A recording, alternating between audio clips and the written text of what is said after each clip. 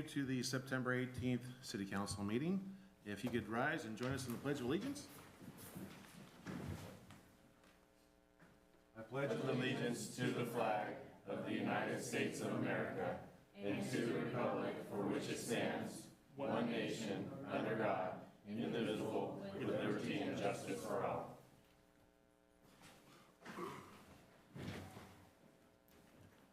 Thank you, everybody. If we could get a roll call. Thank you, Mayor.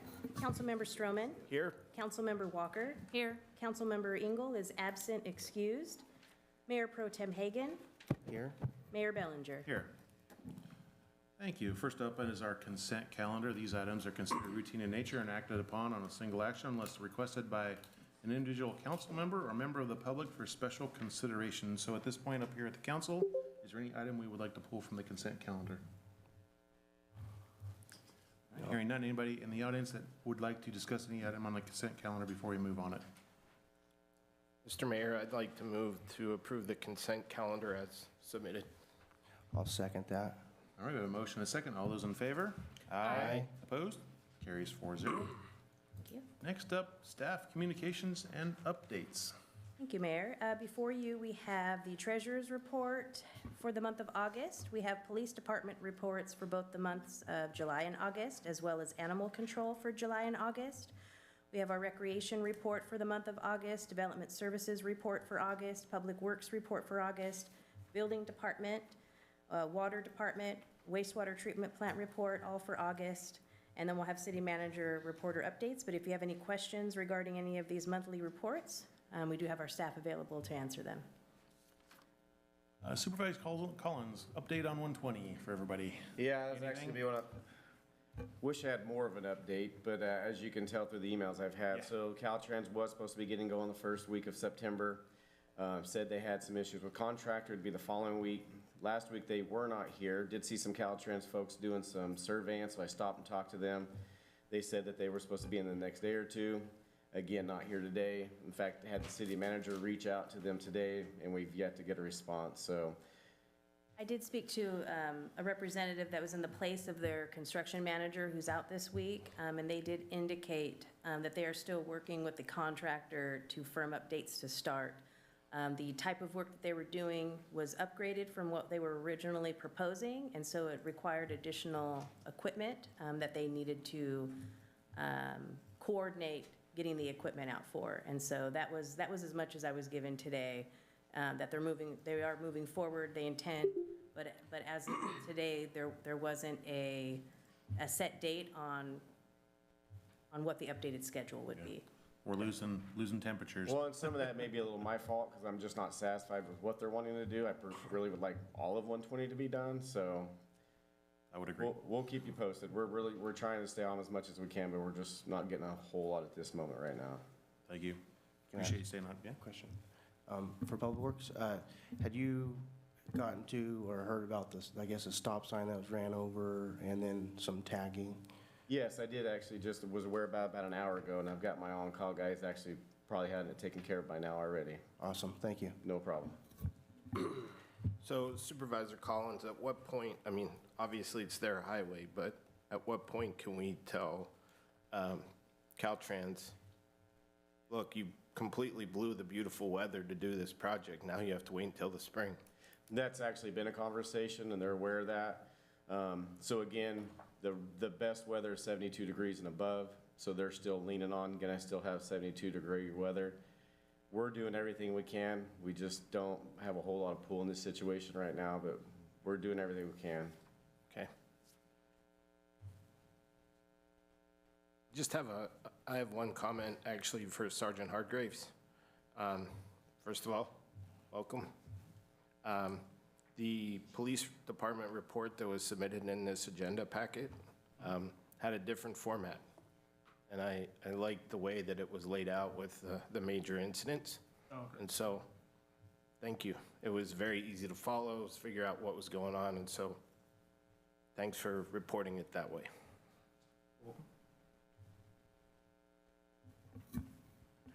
And I didn't mention, but yes, we do have Sergeant Hargraves here for the council meeting until Chief Flores returns. How is Chief doing? How How's Chief doing, by the way? He's recovering. Recovering. Hopefully, he will be back on the 27th, so. It's good to hear. Good news, good news. Any other questions on monthly reports? I have a question on the Main Street Park construction update. I saw that it was slightly mentioned there, and if that Yeah. is still planned to be completed by the Christmas. Okay, holiday. I could go ahead and update you on that one next. I have an update for that. If you can go ahead. Quick question on that. Yes. Was there any movement forward on that, excuse me, issue with the, I guess, the grass and the walk? I have an update on all of that. Well, Okay. Oh, actually, you I'll do. just do it now. Do you mind if I go first? I do not. Ladies first. I'll do Main Street first since we're here. So we met with a representative from the Lions Club, and that was brought up at the last meeting by Councilmember Engel regarding various concerns regarding the Main Street Park project. And so a lot of it had to do with like the bumpy grass areas, making sure to address that issue as asking for like improved mobility for wheelchairs and walking. Another issue was, making sure that there's ADA compliance and addressing any grading concerns regarding transitions from grass to walkway or concrete to dirt, those types of issues. And then also that they're smooth and won't damage any of the newly constructed areas in the park.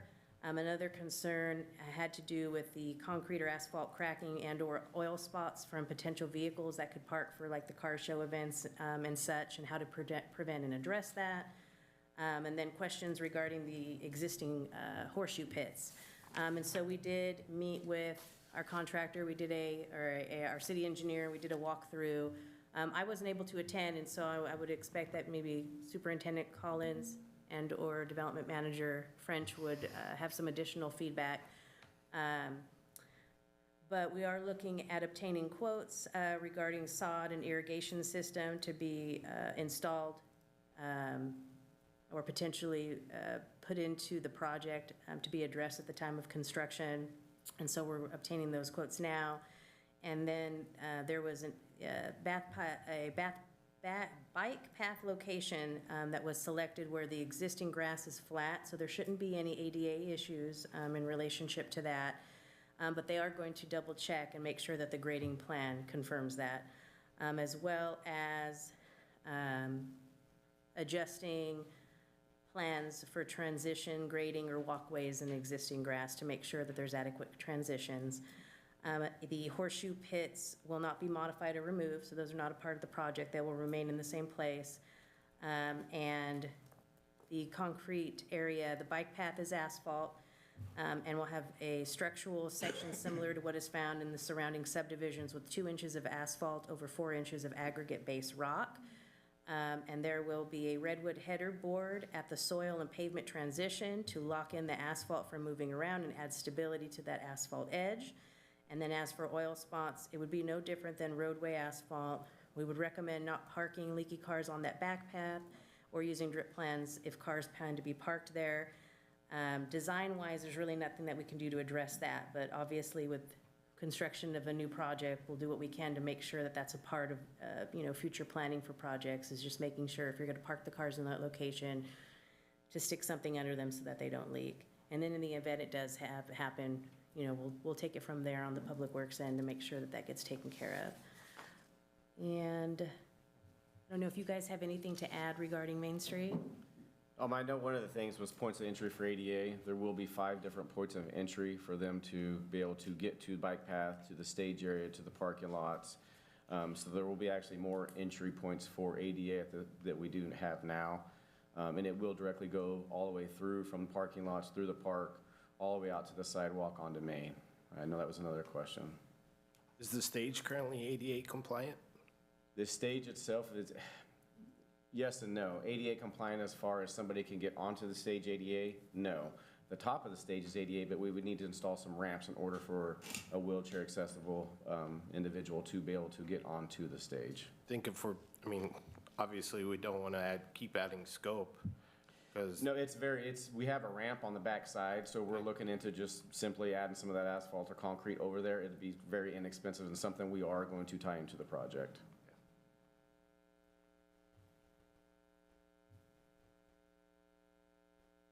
That's still planned to take place and be complete before Christmas on Main, is that correct? It will not be complete before Christmas on Main, I don't believe. Is it, okay, so we'll have to check on timeline. Did they indicate when? Around that time, but I just know how construction is going and everything right now, and I just don't foresee it being done at that time. I really think it's gonna go due to weather conditions and contractor issues. I really think it may be February-ish before we're finalized there. Did we even go out for bid yet? No, we have not gone out to bid yet. That's another issue of us prolonging it, because we're just now finalizing the final plans of the project. Well, it's just my 2 cents, so take it for what it's worth, but if we're planning on ripping up Main Street Park, maybe that's something that gets pushed to the spring as well, because, Well, we definitely aren't gonna get in the way of any of the park itself too. This project is kind of separate from redoing the lawn and the soil. Okay. So we can kind of do these two projects different in conjunction. We'll kind of plan that accordingly at the time. okay. If we believe it's going to affect one of our events, then we will end up postponing Definitely. it. Yeah. Okay. Good evening, council. So 3 items tonight. Give a brief update on the business license effort. Staff has completed our sort of review of the issue. We are currently updating forms, and you may have seen in the monthly report, we're actually tracking how we're doing against our 3-day commitment for business license and home occ review. So far, so good. And then we are also evaluating fee reductions. Most of those will have to go through the council, so we're putting kind of the details together for those that will need to be approved, any sort of adjustment in the fees. One, we think we may be able to do administratively, and we're putting that together to see if we can do it administratively through legal. So more information to come before you on the fee reduction. But again, right now we're updating applications and we're tracking our 3-day commitment. Second item, we know we have an item on the agenda tonight to kind of look at traffic calming or traffic slowing in areas, but it's a citywide issue as well. And so city staff is taking a look at the different traffic calming measures that are available to all cities. The plan is to put it into some sort of package, traffic calming plan. And so that way we know and the public knows what tools we have at our discretion and are available to the public. And we can inform better what are the appropriate or best management tools for each situation. So we're putting that together, and that'll be, completed probably over the next several months. And then one item I wanted to share, the Recreation Commission heard an item from staff potentially switching our youth basketball program to a junior MBA program, much like we do with the flag football. They recommended onto City Council to move in that direction, so we will take that item to Council on October 2nd, the next meeting. But just to share that we're always exploring more efficient ways to run the program, as well as better ways, I think, more opportunities for kids, more competition, those types of things. So that's a good community conversation, I think, and something that council will consider at their next meeting. And that's it. Anything, Sergeant Hargraves? Yeah. So there is a new report that you guys are going to be getting. It's going to be from the ALPR cameras, the flock cameras on Escalon Avenue, McHenry, and Santa Fe. As of right now, we currently have 3 ALPR cameras installed in the city, one at McHenry and Jones, one at Escalon Avenue south of Deck, and then one on Santa Fe just south of Riley. There is 2 more scheduled to be installed on Highway 120, one at Highway 120 at Campbell, the other Highway 120 and Brennan. Those are not yet been installed because we're still awaiting Caltrans permitting issues that takes quite a while. The flock cameras were installed in late June and began capturing data. However, the police department account access to the data was not set up until July 12th. In that time, the ALPRs read 441,272 license plates, 62 of which had DOJ stops on them. There were 61 hits for reported stolen license plates and 1 hit for a reported stolen vehicle. Of the vehicles that were stopped off of the ALPR hits, they were all on the correct vehicles. The stolen vehicle was not located. By the time the officers got to the area, it was gone. In July, during the first month, our officers actually used it to get a pretty good identity theft case. There was a subject that they were looking for who had known outstanding warrants. They used ALPR to identify the vehicle and found it in town. They ended up stopping it, arresting the driver, and she had personal identifying information for over 45 potential victims. Through the course of the investigation, our officer was able to make contact with over 30 of the potential victims and verified that they were victims of identity theft. A couple of them lived here in town. Most of them lived in Modesto, Empire areas and out of town. Then you've also got a council report for police activity report for July. For July, for the reportable crimes, we had 0 murders, 0 rapes, 0 robberies. We had 2 aggravated assaults, which was the same as the same time period the previous year, 2 simple assaults, and 2 burglaries, which again were the same as the reported time periods for the year prior.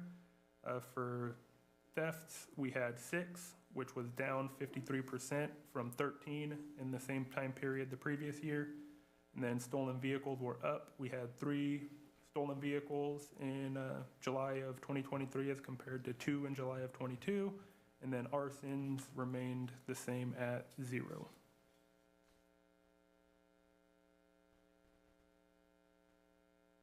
And then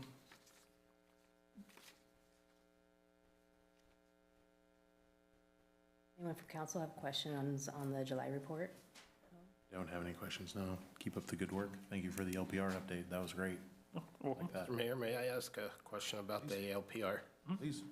So Sergeant, when, when the camera reads the license plate and it comes back as a hit, does an alert go to your or the officer on duty's vehicle? Or how does that work? So the way it works, the alerts go to, all the officers now have patrol cell phones. So they get an alert sent to their cell phone and they get an alert sent to their department email. And so the lag time on the hit is approximately 20 to 30 seconds. So our officers are still kind of getting used to, you don't go to where it's at, you go to where it's going.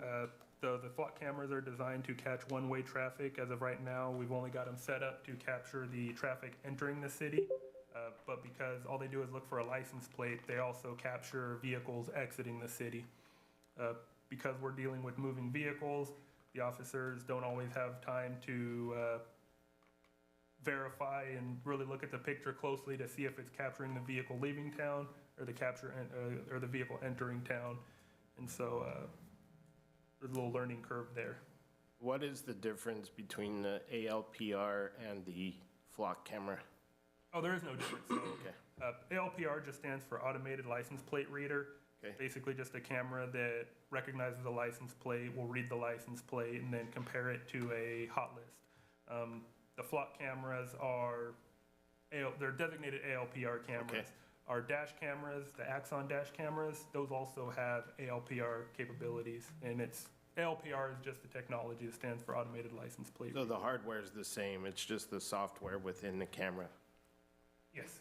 Essentially a standard camera, but it's hooked up to essentially artificial intelligence that reads, recognizes vehicles. And then the flock system will also detect, can't detect make, but it can detect model, vehicle style, color, and distinguishing features. So if we have a crime where we have a description of a red sedan, we can look up all the red sedans that entered the city within a certain time frame. So Superintendent Collins and City Manager Romo, when we talk to our friends at Caltrans, not only are they holding up our friends or our residents by not doing the work on 120, sounds like they're also holding up on the permit from PD, so We'll just make that a part of the email on me as well. it's pile it on. You mind if I piggyback off that question? So say hypothetically you miss your window to get these guys, are you able to send that alert to the next city over? If we could, if we so desired. As of right now, we're getting mainly stolen license plates hits. We're getting few stolen vehicle hits. Stolen license plates, let's say your license plate is stolen, you get your front license plate stolen. That license plate gets entered into CLETS, it's California Law Enforcement Telecommunication System, as a stolen plate. You still have one plate on your vehicle. Now, what people should do when their license plate is stolen is go to DMV and get new license plates issued. Most people don't do that. And so they're driving around with one license plate on their vehicle that has been reported stolen. So of all the vehicles that we've stopped for stolen plates, they've all been on the correct vehicles. Oh, okay, gotcha. Makes sense. Thank you. You're welcome. Do you have any other updates for police department? And then we've also got the August crime report and ALPR report. Stats are pretty much the same. Where's my? I could pull up the LPR on the screen if you Okay. look at it. Yeah, and then for August, there were 2 reported stolen vehicle hits. We were not able to locate either of the 2. I believe one of them was exiting town southbound on McHenry, and the officers thought it was coming into town, and they kind of went to the wrong area. It wasn't until after they kind of looked at the picture, they saw that it was the vehicle leaving town that the camera read. And then the other one, I believe just no officers were in the area. And there was really no major activity off of the ALPRs in August. One more little update. As everybody can see, McDonald's is up and rolling pretty good. There has been a little bit of traffic control here in the last few weeks. They're really trying to get the infrastructure tied in to the facility there. They're almost complete with the infrastructure, so by end of week, we should be out of roadways to where the roadways are nice and open. And then at some point here in the next month, they will have to come back and finalize and put the right pavement down. But we're just trying to get them in as quick as possible to do all the infrastructure on the roadway to get out. So we apologize for the inconvenience, but they're doing a really good job. They're working hard. We've gotten on them a few times. They've kind of wanted to start a little early, 6:50, 6:55. As soon as I drive up, everybody kind of knows and stops. What did we do wrong this time, Justin? 6:59, what are you doing? So we've had to get on. They're trying to do their best. They're just trying to get work as quick as possible. So here lately, they're trying to show up on the job by 7:30 rather than 7. So also making sure the dust is staying down. So we just encourage everybody, if there's still any issues they have, please call in and we'll address it immediately. Great. And I'll just add to that, because we do get inquiring questions on when it will be completed. They're on a 120-day schedule, and so they are scheduled to be completed sometime in December. So, did you have anything else? No, thank you. I'm good. Okay. I have a few items that came up at the last meeting. Status of Well 1A at the last meeting, the council did approve moving forward with the Well 1A project that the city has been trying to move forward with for the last 4 or 5 years. So the timeline currently needs to still be coordinated. They're supposed to be establishing their pre-construction meeting this week or next week. But the funding agreement that the city has with the state of California on that loan has the construction completion date listed as December 1st of 2024. So unless otherwise changed, that is the date that we'll need to meet.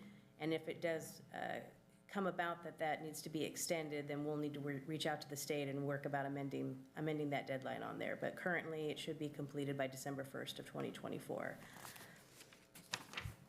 And then regarding the SSJID water project, as indicated at the last meeting, The city's going to meet with the city of Ripon, representatives from the city of Ripon this week, to discuss their potential participation in the surface supply project. It's called our South County Water Supply Project, so we'll be meeting with them this week.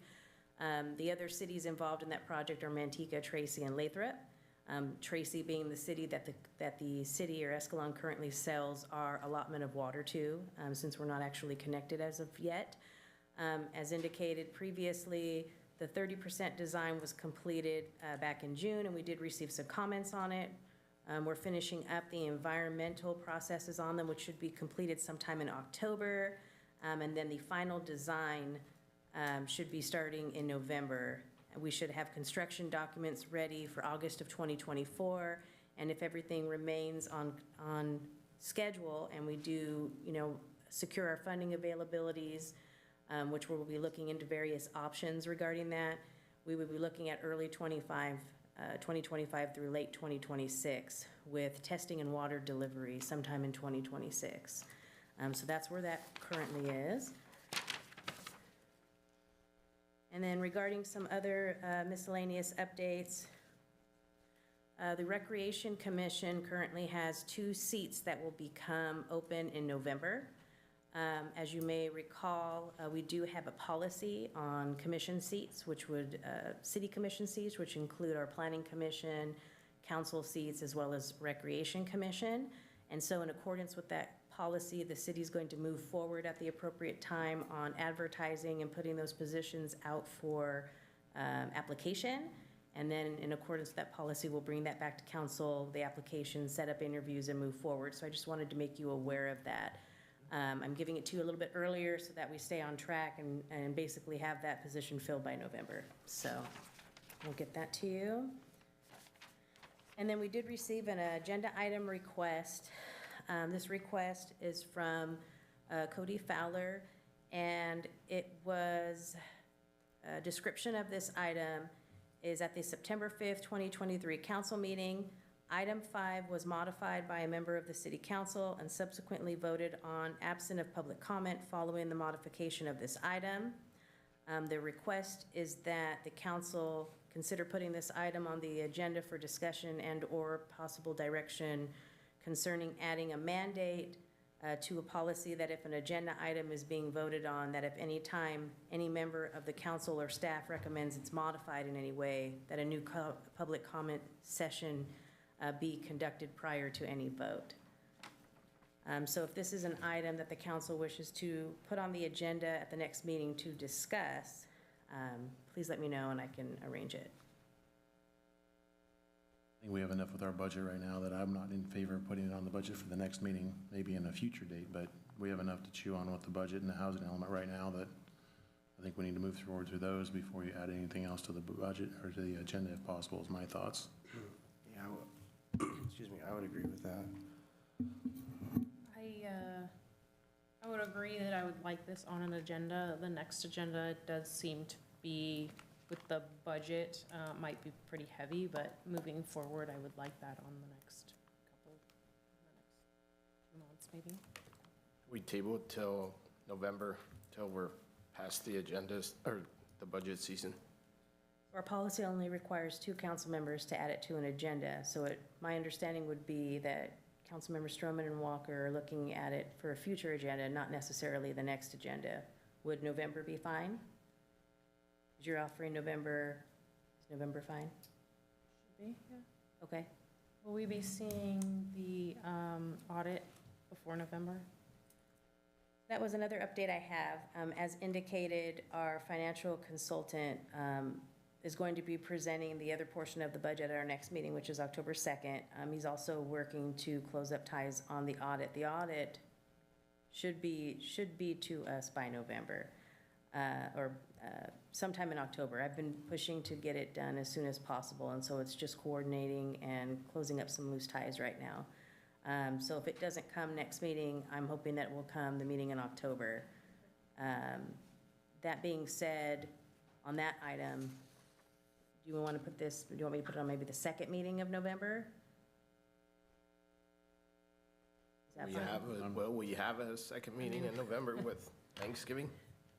I believe we usually do. Thanksgiving kind of falls on a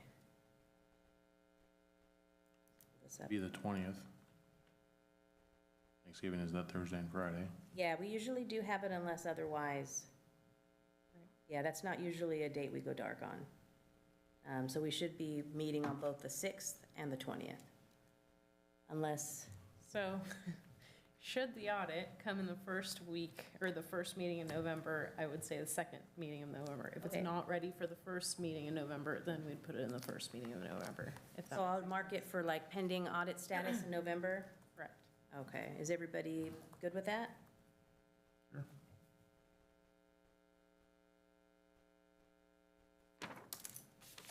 Okay. Is the audit 22-23 on track to be complete for January or February of 2024? I mean, it's too early to tell at this point in time. I did speak with our financial consultant that's helping us complete everything with the absence of a finance director, and he did indicate that that the remaining audit needs to be closed out before you can work on your next audit. And so we have not put together things on the next audit because we're holding information until the audit's approved and the budget to update the system with. And so it might not be on schedule, but we're definitely going to be shooting for it to be on schedule. And if any way he can assist with that, he will. Okay.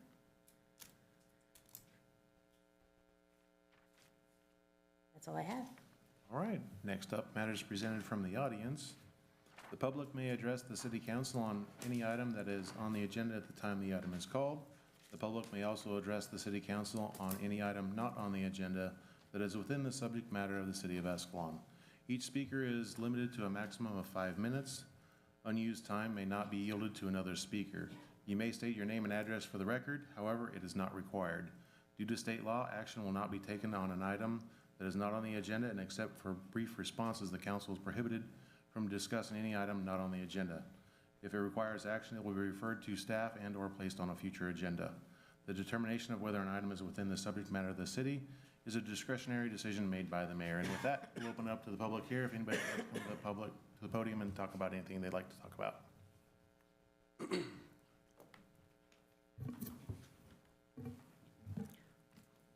Good evening. I'm Gabriela Vargas. I want to thank Justin and his team. I was gonna call, but forgot the trees that are on Pioneer and Park, right in the middle there, when you turn, hit your car and scrape it pretty bad, and you guys were on it and took care of it, so I appreciate that. Also, I appreciate this new reporting style that you're doing. It's way more effective than what I've seen our police reports previously. I would like to acknowledge Escalon Strong. I have no personal connection to this nonprofit, and I know that this was created by one of the council members, but I have attended now their food giveaway for the elderly, as well as their garage sale. I see they've got a cornhole tournament coming up. I have been a part of helping with the community garden that's going in. And for those that don't know, I think that it is really important to acknowledge this nonprofit and what they're doing for our community, because it's very valuable and it's a great resource. I would like to know what is the status of our police funding. I think it's great that we have money to rip up the grass in Main Street Park, which is not a park that I see children playing in, given the fact I have children. There's not play equipment. Why are we not using this money to focus on bringing, helping our officers here? And last, I would like to know, I can't seem to get a direct answer from anyone. The Escalon Parks Foundation, I see for the last couple of meetings that I was not able to attend, has been the topic of discussion and wanting to basically dig into them. I know they are a 501(c)(3). I know that the city originally created this nonprofit, and then turned it over to the people that are handling it now. I would like to know from anyone if the city of Escalon has a vested interest in this nonprofit. And if the answer is no, then I would recommend to the council that you cease any investigations upon this nonprofit, because at that point, if the city has no investment, then it's left to the FTB, the IRS, and the Secretary of State. And that's it. Thank you. Thank you. Just a quick, brief response. The money for the park is a set of money that comes from SJCOG, and it has to be used for a specific project relating to bike and pathways and people moving. It's not our money that's putting together that project. If outside of the scope, it might be the lawn and grass, but that money is not available for anything but that project. And if we don't do that project, it goes back to the fund. And ultimately, I can tell you, because I'm on SJCOG, it'll end up going to Stockton. So, who's else got anything to talk about tonight?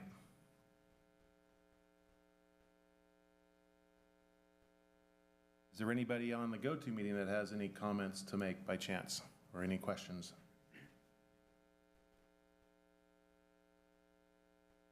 Be out there. Going once? Going twice? All right, we'll go ahead and close matters presented from the audience. Moving on to the next item, number 5, public hearing. Adopt ordinance number XXX, adding chapter 17.XX010 to the Escalon Municipal Code pertaining to the regulation of smoke shops and tobacco retail use.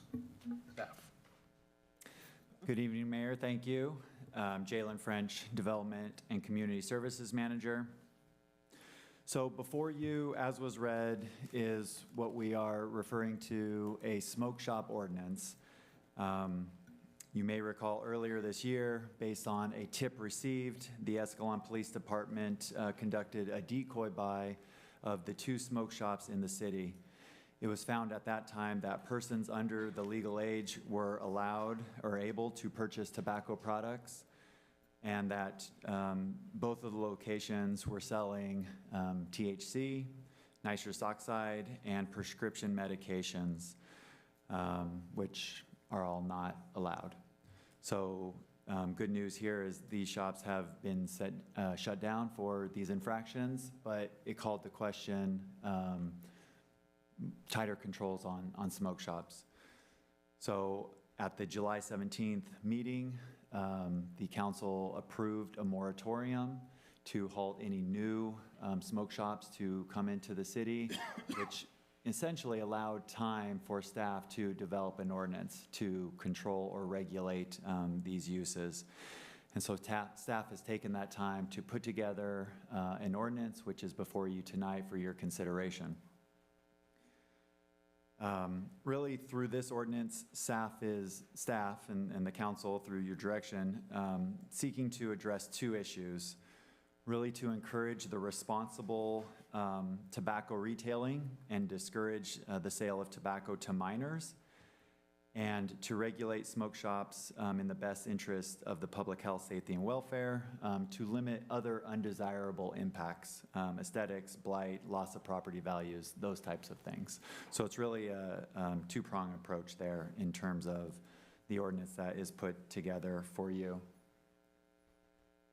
So staff has reviewed a number of comparable ordinances in other cities, some big, some small, some local, some further away, to put together the details of what you see in front of you. And so I'll just go over those. We did determine that this would be through Title 17, which is zoning. So the item did go before the Planning Commission earlier this month. Planning Commission did recommend approval onto the City Council, which is why I'm in front of you.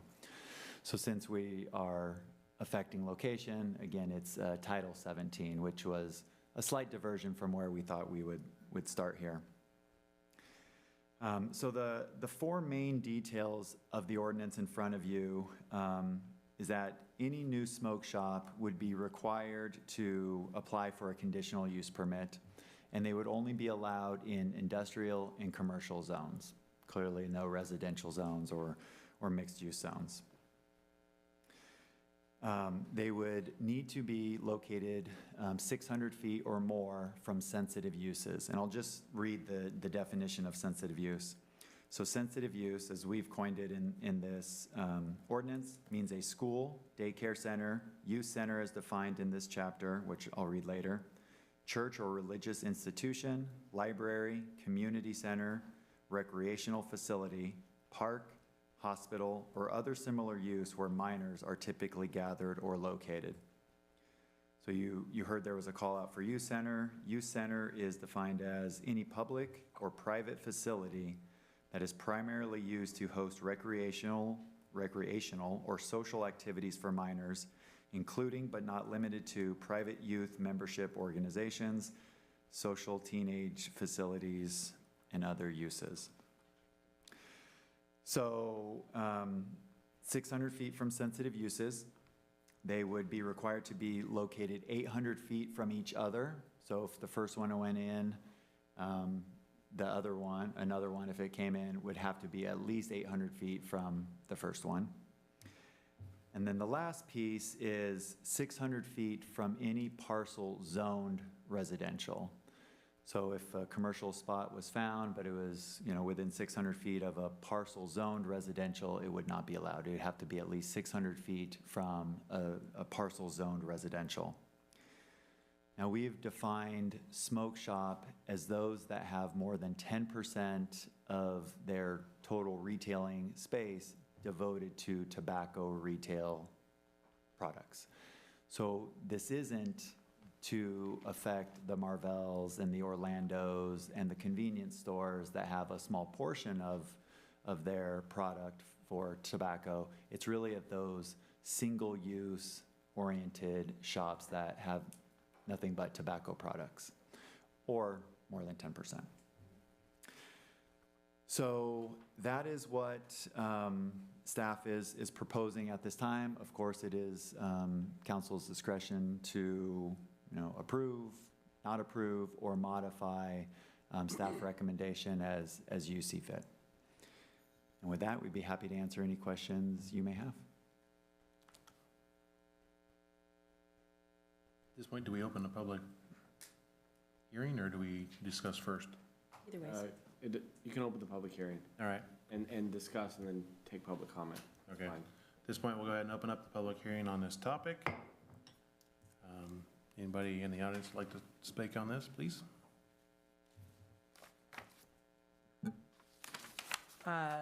The current two smoke shops, are they out of business completely? Or are they just fined for a certain amount of time and they can reopen? Does anyone have that answer? So the one on 4th Street is closed permanently. The one at Paddock Shopping Center, I believe their license was up for suspension and review. They had a hearing. I'm not sure exactly what the outcome was on that hearing. They've actually just cleaned out the facility's been cleaned out. Okay, so we now have no smoke shops here. So this is pending coming in smoke shops. So just being devil's advocate and trying to be as unbiased as possible, and I do not partake in marijuana, just for the record. The majority of these stores sell products that are for marijuana usage, right? Bongs, pipes, whatever. They don't, in my opinion, I've been to them, I don't see that they sell any more tobacco product than AMPM is selling, than Emil's is selling, okay? I think that all of the restrictions are very good, with the exception of them not being classified the same as an AMPM. In a recent visit to a local market, I questioned a product I saw behind the counter that said no nicotine, because I believe there's a ban in California now for flavored nicotine. And I just questioned it, that was it. And out of nowhere, the owner comes out and tells the cashier, yeah, she's good. And the cashier proceeds to say, we've got some other stuff behind the counter, what are you interested in? So this is not just limited to smoke shops. This is other facility, stores that are doing this as well. And my concern is, at what point does it stop? At what point can we over-regulate? Or why are we just regulating smoke shops? Have you done your sting on some of these mini marts in town? And do you know what you're able to obtain from there? So I would just ask that you do your due diligence in researching other types of businesses that are not specifically smoke shops, and see, you might end up finding that you're gonna get the same product there that you would get at these smoke shops. After the meeting, could you get in touch with me and let me know? I don't snitch. We'll go to all of them. Guess not. Anybody else? I've just when I was reading over the ordinance, I didn't see smoke shop specifically defined, because that was one of my concerns, as I'm looking under the definitions, it would say smoke shops and, It's a tobacco retailer. well, yeah, so tobacco retailer is anybody that sells tobacco. There is no specific, and you just said that 10% or more, Yeah. and, so I think that, We might have grabbed an old copy. It is in the new, okay. it is in the new version. But we will make sure, so if the ordinance is passed, we'll have a second reading, and then it'll take effect 30 days thereafter. So with that comment made, we will ensure it's in the second reading, should it pass. Any other questions, concerns, or comments up here? Is it up here now? Or is Yeah. it? My only question really is on 4. It does say it must be located 600 feet from any parcel zoned for residential use in the city. Do we currently have any commercial space that is over 600 feet from any residential zoned parcels in the city? I mean, would we even have any Yeah. space that's allowable for a smoke shop at this point? We went through this exercise at the Planning Commission, and we identified 3 areas. So one is the Liberty Business Park. As of yet, I think has a chance, although maybe to the south of 120 might be within 600 feet, huh? But in the industrial area, I think so not the commercial, but the industrial area, they could locate up there. There was a couple pockets around First Street that we thought were outside of 600 feet in industrial and commercial areas. I was just thinking the exact same thing. Where do we have property available that's 600 feet? Maybe the first 2 parking spots at the old Hilliard dealership, but outside of that, I mean, there's... I guess that would be my question, if somebody could, if they had a map, because that's going to be telling business if they wanted to come into our town, as far as we have a map of, these are the areas, that meet the zoning requirements for that. Just a thought, so that it's like, these are the areas that it would be allowed, should that move forward with current existing zoning, obviously, without any changes going forward. But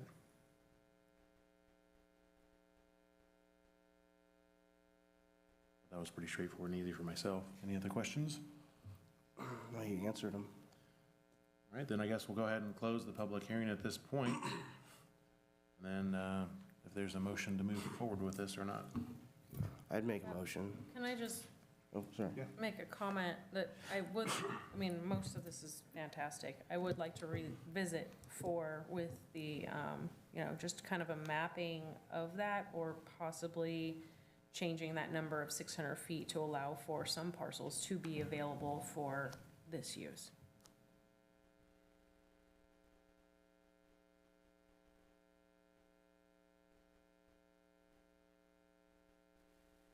Is that a motion that I can make, is to, with edits? I mean, You can, we only have I don't know, do we have, did you move it? Well, I was gonna make a motion, but Councilmember Walker wanted to say something prior to that. Okay. Kind of, put the cart before the horse. Yeah, you can put that, make that into a motion, and if you get a second and they vote it, yeah. Okay, so I'd like to make a motion to, well, it wouldn't be approved, right? Yeah, so what you could do is you can just make a motion to approve the recommendation of staff, which was to introduce the ordinance, and also with the addition that direct staff to look at it from the mapping perspective that you described as far as potentially alternative feet. So you can move it along today and they could still take a look at that piece. Or I'll make a motion to revisit number 4 on the location restrictions for smoke shops and tobacco retail uses, to include a map as well of the uses available for smoke shops and tobacco retail, and move the reading forward. I'll second that. All right, motion and a second. All those in favor? Aye. Those opposed? Carries 4-0. All right, next up. Administrative matters, number 6. Consider an appointment to serve as the Escalon representative of the Ad hoc Animal Shelter Subcommittee. Staff. Thank you, Mayor. So this item is actually discussed briefly at the last meeting that we were going to be putting this on the agenda. So as you may be aware, the city of Oakdale currently operates their animal shelter on Liberini Avenue in Oakdale, and they handle both the city of Riverbank and the city of Escalon's animal control, animal shelter services. Recently, in the last few months, they had community members who volunteered at the shelter that had expressed concerns about how the shelter was being operated. So the city of Oakdale, along with the city of Riverbank and Escalon, take those matters seriously, wanted to move forward with establishing some type of subcommittee to address these concerns and make them, part of community discussion and moving forward to improve the shelter. And so this group was put together by the city of Oakdale. They've appointed members to serve the city of Riverbank as well. They've appointed, each of them have a representative that are actual council members that attend these meetings. I've been attending these meetings. They've had 2 so far. And items that were discussed at these meetings include increasing staff training, providing training for staff on customer service and communication, focusing on adopting animals and only using euthanasia as a last resort, providing more supervision to the shelter staff, implementing a trap neuter return program, which is called the TNR program, changing shelter hours so they're more open on the weekends, improving communications between groups for priority and high-risk transfer needs, and a lot of other items on here that we're moving forward on. Most of these items were actually already addressed in the first few months, and then some of them that are taking a little bit longer are continuing to move forward. But this ad hoc animal shelter subcommittee meets once a month currently. And the subcommittee includes 7 members, which include 2 City of Oakdale council members, a representative from the Astro Foundation who assists with taking care of animals and adoption events, a representative from OSPA, which is the Oakdale Shelter Pet Alliance. They also have a representative from their animal shelter volunteers, and then a representative appointed by the City Council of Riverbank, and then looking for a representative appointed by the City Council of Escalon. And so as indicated, there are council members. That doesn't necessarily mean that this council has to appoint a council member, but if you are interested, you may make an appointment of anybody so long as it is supported by the council on a majority vote. But I would figure that since they've appointed council members, that would be the interest of this council. But I don't mind attending the meetings because they're actually pretty good meetings, very informative, very interesting. They're currently the 3rd Thursday at 5 p.m. at their community center, but they haven't set that in stone completely, and so I'm not sure if that will change. So that's kind of still up in the air currently. Their next meeting is scheduled for September 28th at 5 p.m. And so with that, if this is an item that you guys would like to move forward with, or I do realize we have a council member absent, if this is something you'd like to continue, there is not a rush because I can continue to go to this meeting until this council is comfortable with an appointment. I would want to make sure that I could even be able to do it, potentially. Like, obviously, this is what I do for a living. So, but I also do spays and neuters and stuff for the Oakdale. So I need to make sure there's no, you know, issue with me potentially being on a board that oversees that. So, How much are they gonna pay you to do this work? I know the answer, I'm being, oh, yeah, there's likely not a conflict of interest because you don't have a financial interest. well, I guess my business does, Okay, you know, because I don't directly, at this point, interact with them. yeah, But my sister, who runs the back end of the office, okay. deals with them, and we do very low-cost spays and neuters for Okay. this group. All right, well, So, then I should probably take a look at that, just to yeah, double I mean, check. obviously, I'd love to do this to help out, but Right. I just don't, I want to make sure there's no concern with that. Sure. And this is an ad hoc subcommittee, and so anything that this group decides is a recommendation that would go before councils for implementation. So, Mr. Mayor Pro Tem, I really value your experience and I value what you provide to the community, but do you really want to have to deal with more Oakdale stuff on top of your 8 to 5 job? Well, I mean, obviously, it's something that has to be done by someone up here, and it could be any of you guys if you want to do it, but I just saying that I guess it is technically in my wheelhouse, so.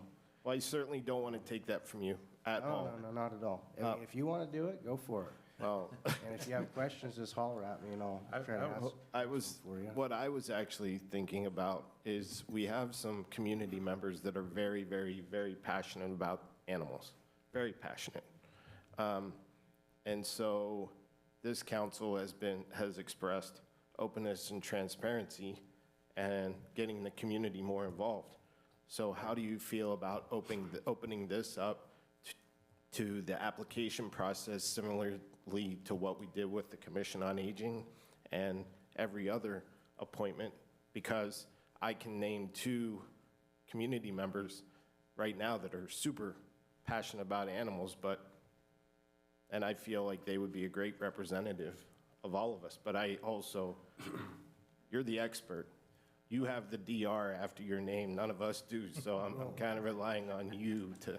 Well, I was operating under the assumption that you were talking about adding another council member on, you know, because. Similar to the other cities that are enjoying, they have council members there. Correct, not that but if we wanted to, as a council, to do that, I wouldn't have no issue with it. Well, I mean, if you look, there's Astro and there's OSPA and other animal shelter, so. Yeah, I mean, you could definitely have someone else. I don't have an issue with it. I was just making sure that if we're trying to put another council member on here, and it was to be me hypothetically speaking, and I'd want to make sure that I can actually sit in that seat. That's all I was getting at. Because like I said, I want to make sure I do everything, you know, on the up and up, so. I do like the idea of following suit with the City of Oakdale and City of Riverbank and trying to appoint a city council member, and would love it if you'd move forward in investigating whether or not Mayor Pro Tem is appropriate for that. I would feel more comfortable probably tabling this in light of that. I doubt there's gonna be a conflict, but I don't like giving advice with all the facts. So, yeah, that would be my preference. I would move to postpone the appointment, let City Manager Romo continue to represent us at the current moment until we can get some answers on that, and maybe, once we get to that, the next meeting, maybe we can have some more answers to some of these questions and then act on it at that point. There's no rush, I don't believe, so. Okay, we'll go ahead and continue this item. For the record, if it's going to be a city council member, I only think there's one person that's qualified up here. I don't think there's any question on that one. None whatsoever. All right, then moving on to item number 7, discuss agenda item request from Doug and Christy Pruden regarding speed bumps and stop signs on Deborah Circle. Thank you, Mayor. So this item, the council at the last meeting received an agenda item request, which was shared and given consensus to add to this meeting for tonight. This item was actually previously discussed by the city council back in October of 2022. At that time, Mr. Prudence suggested to reduce the speed to 15 miles per hour and possibly put speed bumps in, acknowledging that they had had discussions with the police department on the matter, increasing patrolling in that area at that time, but that it was not reducing the amount of people speeding through that neighborhood. The police department had purchased a speed trailer to enable them to collect speeding data in the city. The first location that it was used on was Deborah Circle for both eastbound and westbound traffic. Using that data collected with the speed trailer, as well as the street's current criteria, which is a typical residential road, and the speed that is set and widely used in residential streets is 25 miles per hour. It was determined by the city/city engineer that no modifications, including both stop signs and/or speed bumps, were recommended or warranted on Deborah Circle. We have attached the agenda item request from the Prudens on this item, and then we have also included the police department traffic summary, which is Deborah Circle east of Swanson Drive. This is the information that was collected off of the speed trailer for this item. And then if there's any questions, we'd be happy to answer them. And then I do believe that the Prudens are in the audience. Yes, barely see you over the podium here, and for any further information or to speak to the council directly. All right, at this point, if you'd like to come on up to the podium and. So I understand a speed trailer was put in. I was also under the impression that it was going to monitor the excess amount of traffic due to the fact that many of the people that drive through are cutting through to avoid the stop sign on Countrywood. And it was recommended to add a stop sign in addition to this. I came to the board last time because my son almost got ran over by a car within inches. The resident was going the speed limit. There's too many cars that are parked on the road. The roadways are very narrow. Now, a year later, on my son's birthday, about 30 minutes after they went to sleep, they were playing on the sidewalk. We had a drunk driver crash into a parked car on our street, right in front of our house. If that car was not there, they would have ran in to our neighbors and killed their son. That's where their son sleeps. And if my children had been playing on that side of the sidewalk, they could have been run over. So I at least would like to request a stop sign or this be revisited. This is the second time that my son has almost died over this. Can I ask a question? Does this seem to be, I mean, obviously it's happened twice, but is this something that you feel like you're seeing like a significant reoccurrent theme? People are going anywhere between 20 to 45 miles an hour down that street, and they are not living on that street. There is a stop sign on the other side of Countrywood that they are trying to avoid, and they don't want to have to go down that stop sign. So they come around down Deborah Circle, which there's no reason to. It's not I mean, it is a through street, but there's Countrywood is much faster. Other than the stop sign, it's an inconvenience for a lot of people that are driving through the neighborhood. For Public Works, how big a deal is it to put a stop sign in? Not a big deal at all. And then I don't see a problem with it, but. I guess the question I would have is, what does the traffic study say? I know the engineer and Sergeant Hargraves, I don't know if you have any input on what the traffic study came back from on that. The information's there, so in a 2-week period, 2,893 vehicles went through there, average of about 206 per day. I've got all of the speeding vehicles, so there were 8 vehicles that were going 11 or more miles per hour over the speed limit, and then only 12 that were going between 5 to 10 miles per hour over the speed limit. On April 7th at 7 p.m., was the fastest vehicle. It was going 79 miles per hour. Next to that was the same day, just before the 79-mile-per-hour rating was a vehicle that was going 54. On 4/3 at 5 p.m., there was a vehicle going 42 miles per hour. On April 10th at 4:50, there was a vehicle going 41. On April 3rd at 9:30, there was a vehicle going 40. And then and then April 14th at 10 a.m., there were captured two vehicles going approximately 36 miles per hour. And then those were the only vehicles that were traveling fast, 11 or more miles per hour over the speed limit. And then as far as 6 to 10 miles per hour, there was 32 vehicles going 34, 3 vehicles going 33, 2 vehicles going 32, 3 vehicles going 31, and then 3 vehicles going 31. And then 7 vehicles going 30 miles per hour. That just seems way too fast. Almost every single house on that street has children. Why wouldn't we do that? I've also got all the incidents that we've had as far as vehicles related to the traffic complaints on Deborah Circle. On 6/15/20, there was a traffic collision. A vehicle backing out of a driveway hit a parked vehicle. There were no injuries, minor damage. It was a name exchange only.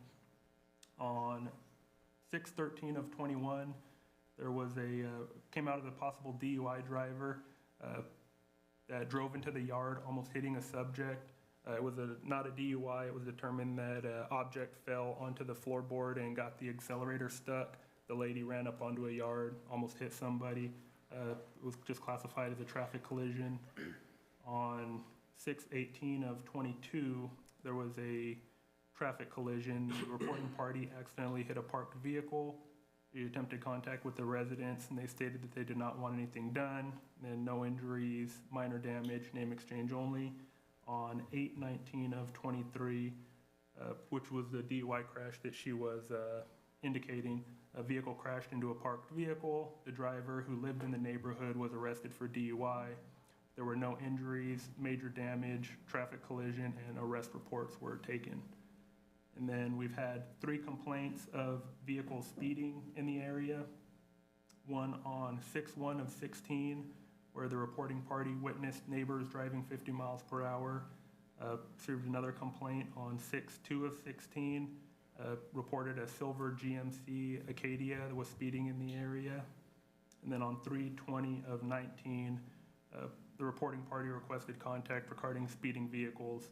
And then there were 7 reports of reckless drivers on October 6/2007. So this was back when the roads were in, but before there were any vehicles in the area.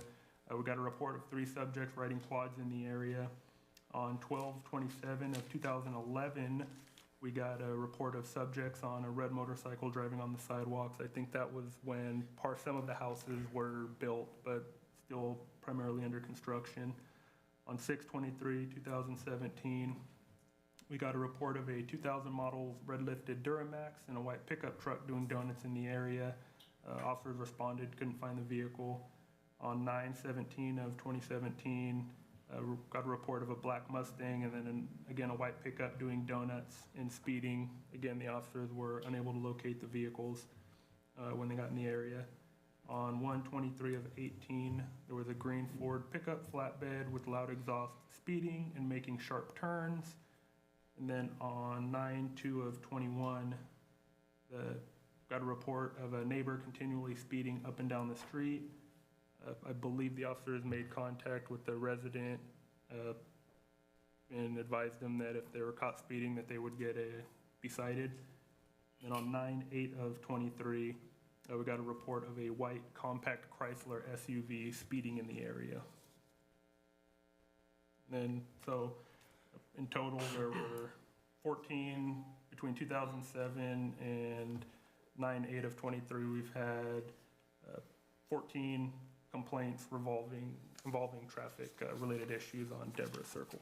And if this is money-related, I'm happy to fundraise. I have neighbors that I can buy them myself, my husband can install them. I'm willing to do whatever it takes. My kids need to be safe.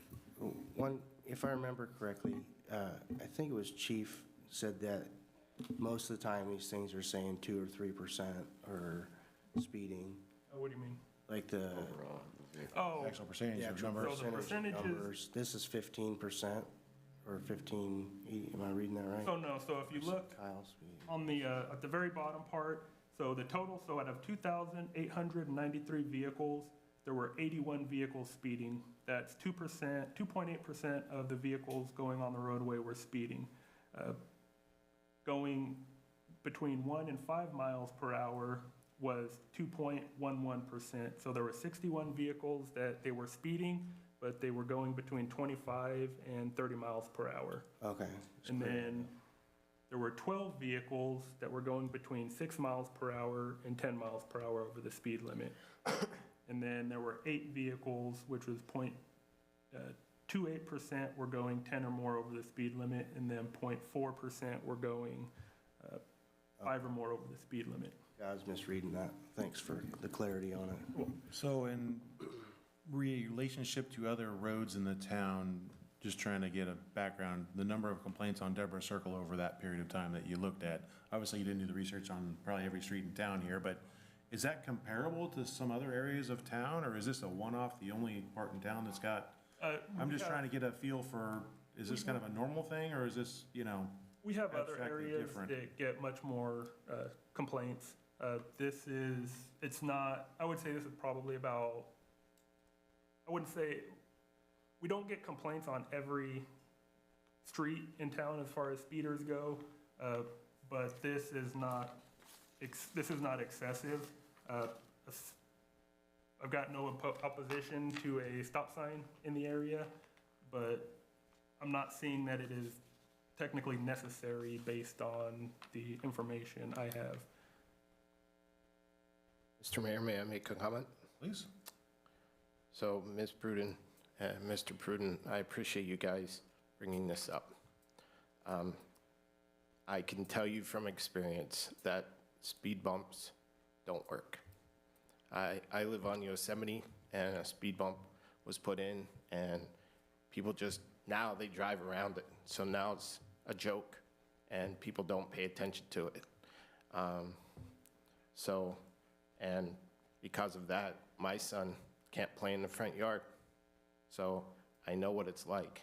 And last year, we actually, because of the amount of traffic and people walking across Yosemite, we had a small plastic kids at play cone out at the fog line, and a guy ran over it.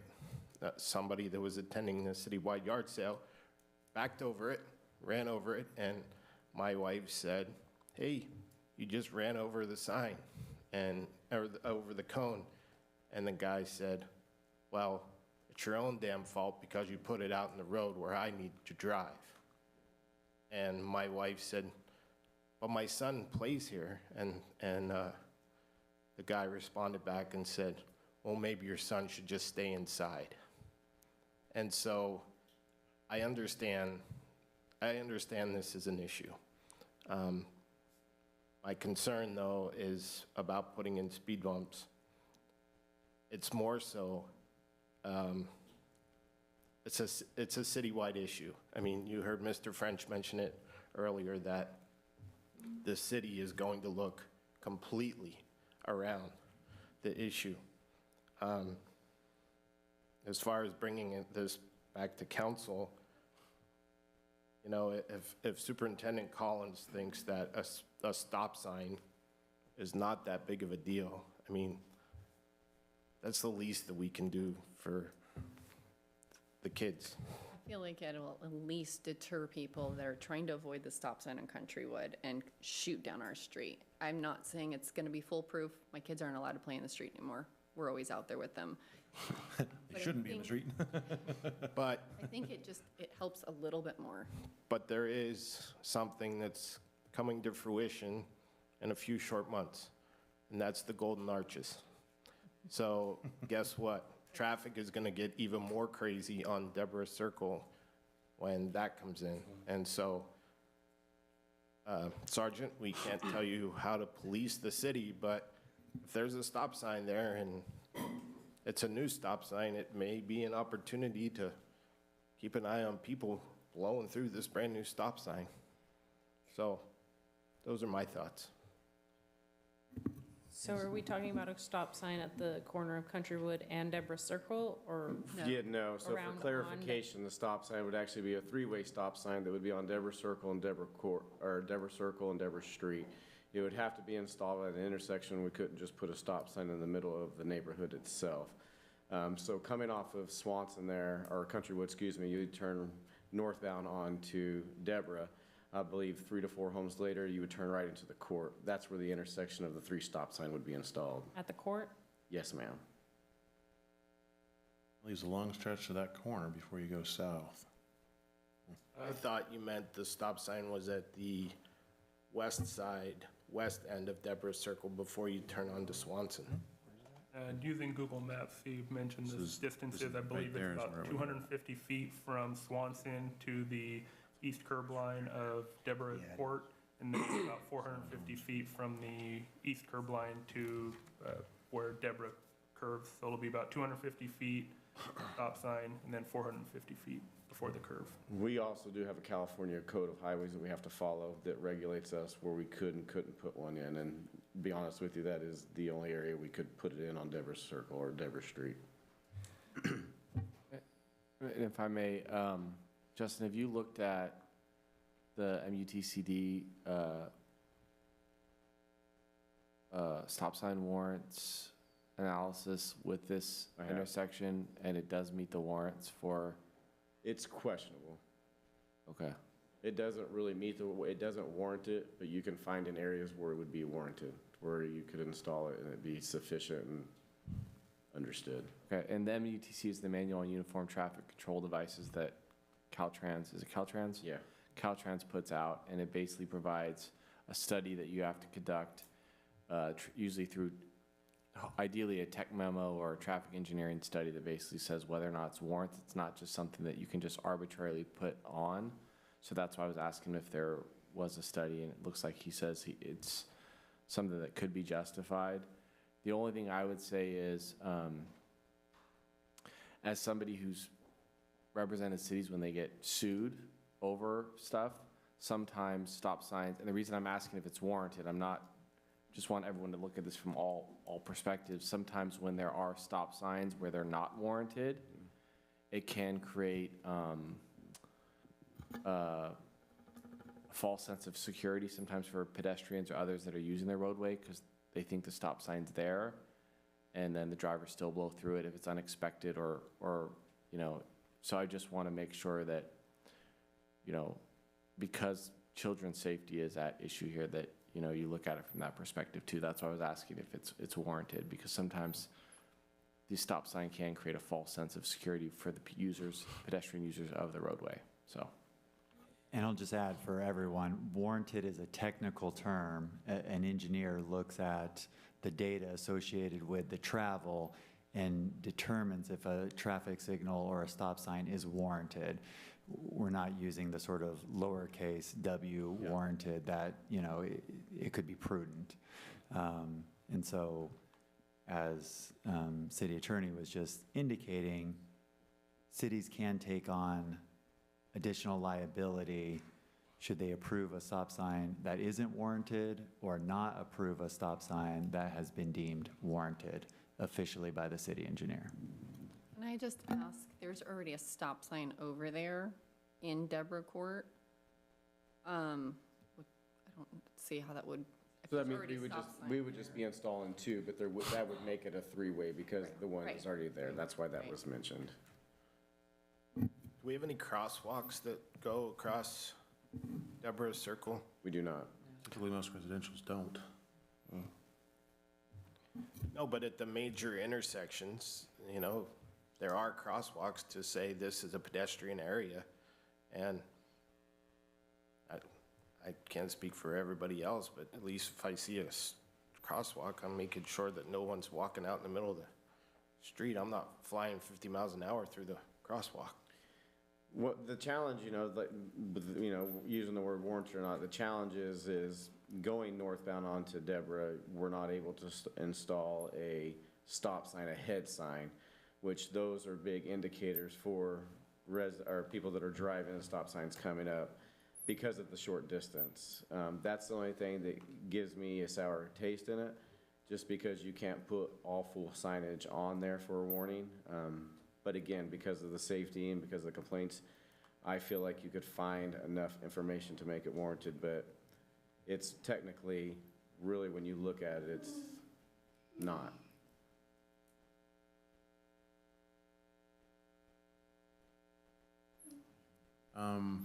Just for everybody else, I guess, is there any other comments from anybody else in the audience that would like to speak on this topic before we bring it back? I know there's other members in the audience or online that might have comments or concerns with this topic.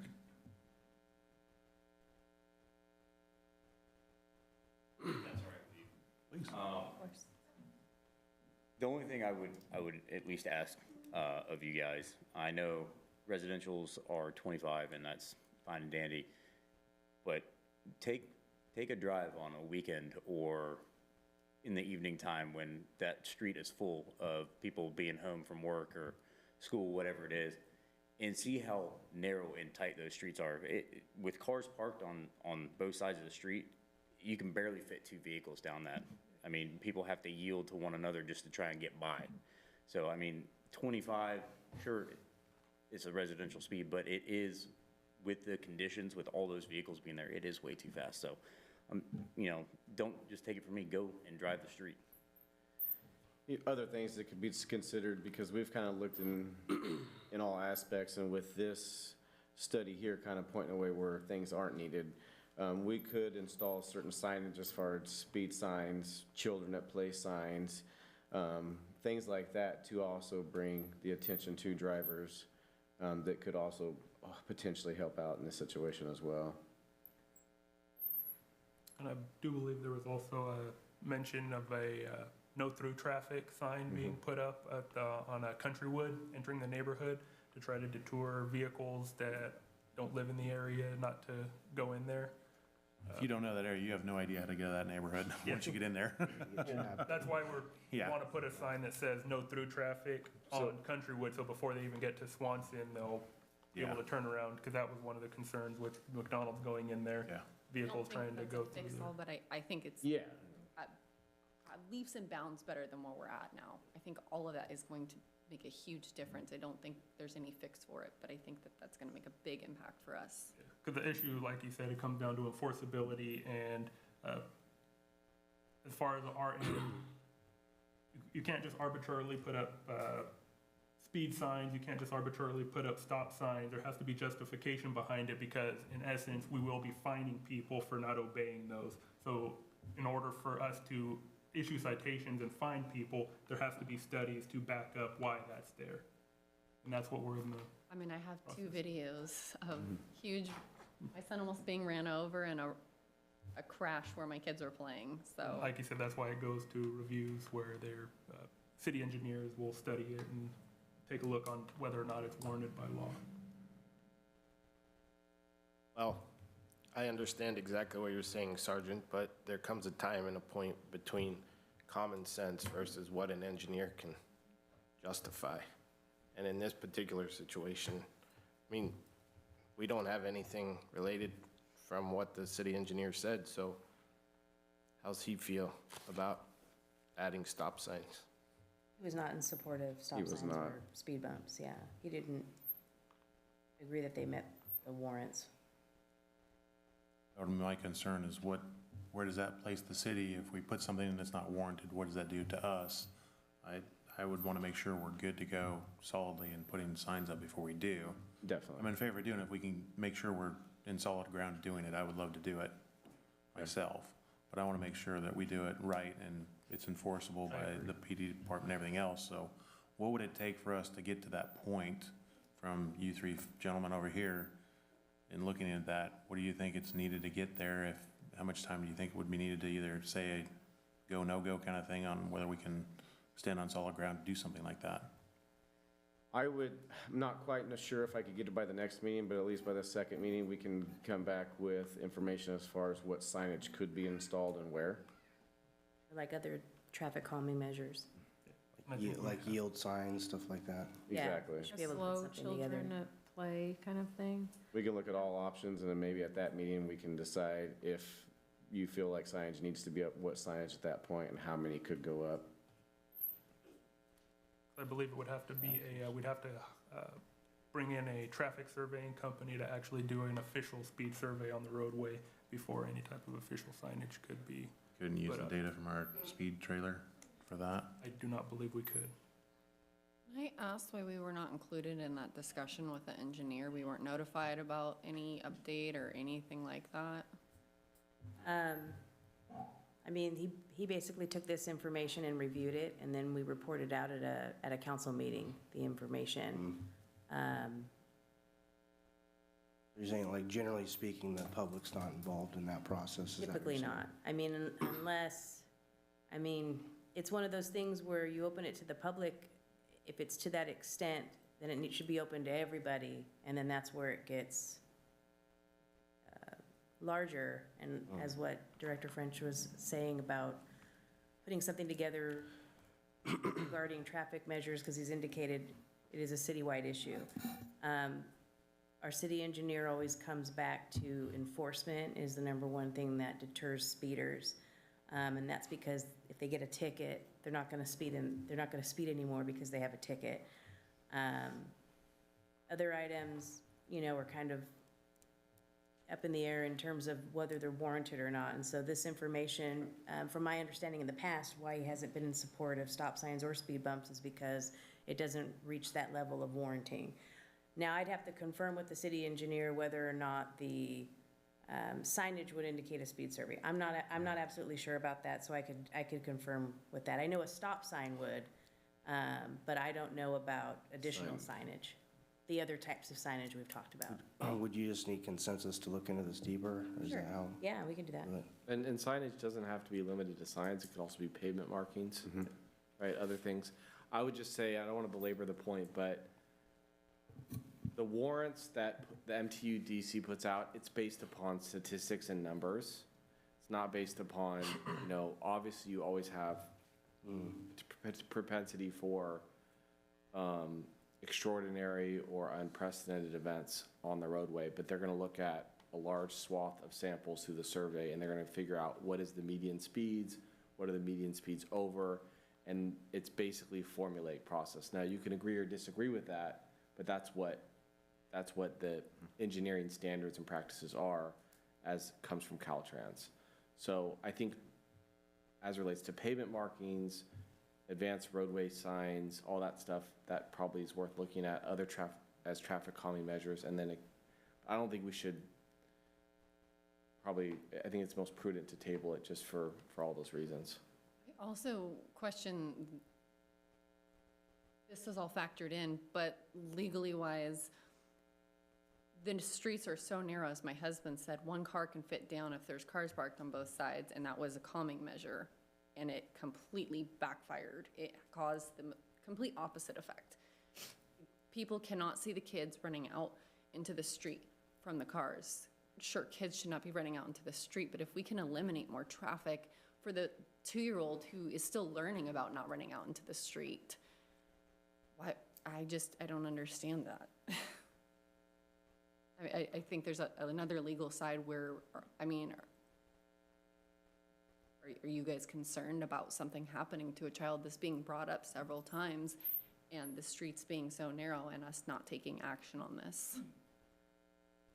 So my understanding of the vehicle code, any type of signage, so he was talking about other types of signage. So anything that will levy a fine, speed signs, stop signs, anytime we're enforcing people, we're penalizing people for violating the law, there has to, we can't enforce arbitrary laws. All laws on the books have to be validated. Stop signs and speed laws are no different. So that's what he's talking about as far as making sure that we are legally justified in placing a stop sign there. As far as other signage, yield signs, slow signs, children at play signs, signs that aren't necessarily enforceable as far as fines for them, don't have to meet the same threshold. And so right now we're trying to figure out options that we can do to actually alleviate the problem. Because it sounds like based on based on the data we have, that an engineer would not okay a stop sign, and if our officers were to write a citation to somebody for running that stop sign, the city could be sued for not following best practices, and that's what we're trying to avoid. So I'd like to make just a consensus if we can to push it forward. Look at our options on the table. I don't know. I would agree with that. Let's move forward. Let's get some more information. We're not saying yes, we're not saying no, but let's get more information so we can really see what we can and can't do to do something with the situation, is my thoughts. Yeah. As well. Okay, so we'll re-review item, and bring it back at the next meeting, and this would also be looking at additional signage or calming measures. We need to go 2 meetings, I think is what they said Yeah, earlier. can we go 2 meetings, Two please? meetings for these Okay, folks thank here, I you. think they Sure. said. So the 6th, 2nd October, whatever the second meeting in October is. So I think it's important to note that we hear you, we understand the issue. We completely understand the issue. What we're trying to avoid is if we do something, now we're putting the city at risk. So, for example, stop sign gets installed, somebody goes through the stop sign and somebody gets hit. Now the city is at risk because the city put in the stop sign. I think that's what we're trying to say. And we're trying to take the emotions out of it and make sure that we're protected, the residents are protected. Another thing that was mentioned, because I know they use speed bumps are not fully through and people go around it, but something that was brought up by somebody at the October meeting was going from curb to curb with the speed bumps. So it's not avoidable. Oh, it's an unfortunate situation. I will say that. And the worst part about it all, I would say 95% of that 81 speeders are probably your neighbors. Some are not. That's the hardest part. I would be curious to know where the DUI, if it was on Deborah Circle, if they lived there at all, or if they were avoiding that stop sign on Countrywood. I don't think they were avoiding the stop sign. They lived in a neighboring street. We believe that they just got lost. Their BAC was extremely high.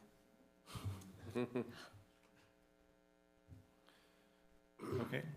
So let's so we'll go ahead and bring this back on the October 16th meeting with some options and ideas. additional information to bring Additional? before council discussion. All right. Next item is number 8, but I do believe that's been pulled since Councilman Engel is not here. Is that correct? Correct. We will go ahead and continue this item to the next meeting. All right. So with that, I guess we'll go towards council communications at this point. Councilman Stromer, what do you have for us tonight? Well, obviously, we lost most of our audience for an item for a proposed agenda item that was pulled. But after the last meeting, I was requested to attend a meeting by two separate meetings by some of the downtown businesses. And one of the things that was brought up outside of that issue is that, we really want people to come downtown and be part of our downtown. But the reality is, most people, if you're from out of town, you don't know how to get downtown. And so I know that it's been discussed. I think it was discussed with you as well, Mr. Mayor Pro Tem, but really having the city look at putting up some signage about coming to visit historic downtown Escalon on 120 and as they get closer to town, because that will allow people to know how to get downtown in the first place. So obviously budgets are tight, but I think that it's something that we as a whole, the city council and the city, should definitely look into. So I'm looking for consensus to consider that item for a future agenda item. What do you guys think? I think the Chamber of Commerce should be involved if we're gonna talk signage, because it's in benefit of their members as well, Right. that they need to be involved in the process as well and discussions on that. If we were gonna consider any kind of signage or anything like that, shared cost, or they front the bill or whatever, considering our budget constraints that we currently have, for thought process on that.